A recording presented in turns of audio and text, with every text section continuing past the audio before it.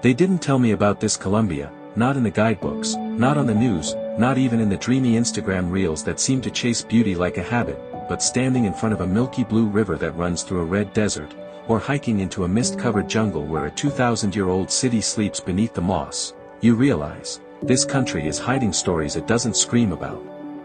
And one of them changed the way I look at wonder. When people think of Colombia, the same images always float to the surface: coffee farms, Cartagena's old city walls, maybe the bustling streets of Bogotá or the shadow of its past, but beneath that surface is something richer. Something wilder. There are places here so ancient, they make time feel like a myth, places where nature isn't just scenic, it's sacred, and yet, they're mostly unknown, not because they're not worth knowing, but because they don't beg for your attention. This story is about finding them anyway. And what happens when you do that? I first heard about it from a dusty hostel lobby in Medellin. That a wrinkled man in hiking boots leaned across a map and whispered like he was passing on a secret, "You want to see something the world forgot? Go to Cano Cristales." No photos. No hashtags. Just a name. 2 weeks later, I was on a propeller plane into La Macarena, a remote town hugged by jungle. From there, it was horses and heat and silence, until we reached it. Cano Cristales, also called the River of Five Colors. But calling it colorful is like calling a thunderstorm wet. From June to November, a rare aquatic plant, Macarenia clavicula, blooms beneath its shallow current, painting the river in surreal shades of pink, red, green, and yellow. No dyes.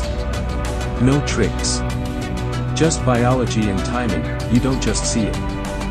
You feel it. That it looks like the earth is bleeding joy, and yet, the area was closed for years, first by guerrilla conflict, then to preserve its delicate ecosystem. Even now, only limited visitors are allowed in, which is good, because places like this, they're not meant to be overrun. They're meant to be earned. That if Cano Cristales is a whisper of magic, Tatacoa is a quiet scream.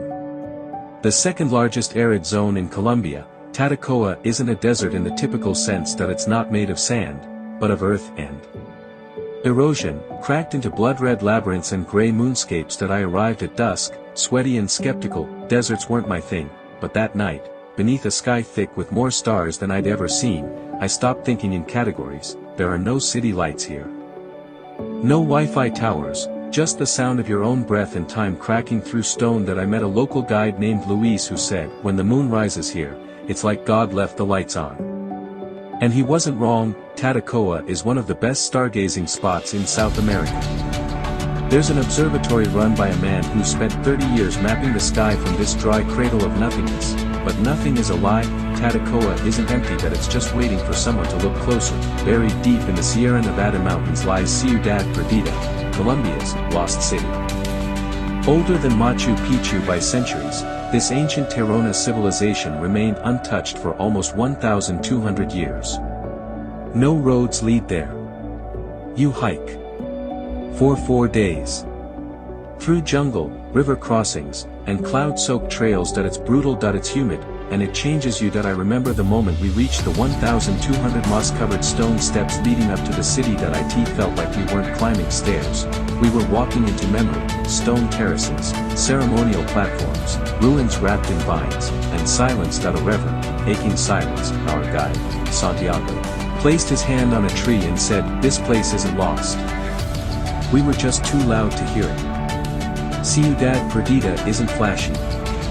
There are no selfie spots, but the stillness here, it humbles you. That it reminds you how new you really are. Most people don't go to Nuquidad. There's no road. You fly in a tiny plane, or take a slow boat, and when you get there, it doesn't feel like the Caribbean. Colombia tourists know that it feels raw, green, alive. The Pacific coast of Colombia is where the rainforest kisses the sea. That it's where humpback whales come to give birth from July to October, so close to the shore you can see their backs rise in the surf. That I stayed in a wooden eco-lodge run by Afro-Colombian women who cooked with coconuts and told stories like prayers. There were no hotels. No tour buses, just rain, jungle, sea, and the distant echo of whale songs. If you listen hard enough, Nuki isn't just a place. That it's a lesson in quiet awe, and we need more of those. There's a region in Colombia so untouched, so quietly surreal, that even locals don't speak of it often, that it's called Guaviare. And it's where the Amazon begins to stretch its fingers. You'll find rock formations that look like cities built by giants. You'll walk through jungles and stumble upon 12,000-year-old rock art, painted by ancient tribes with hands long gone. One mural sprawls across a cliff face for over 800 meters, red ochre animals, humans, handprints. Historians call it the Sistine Chapel of the Amazon.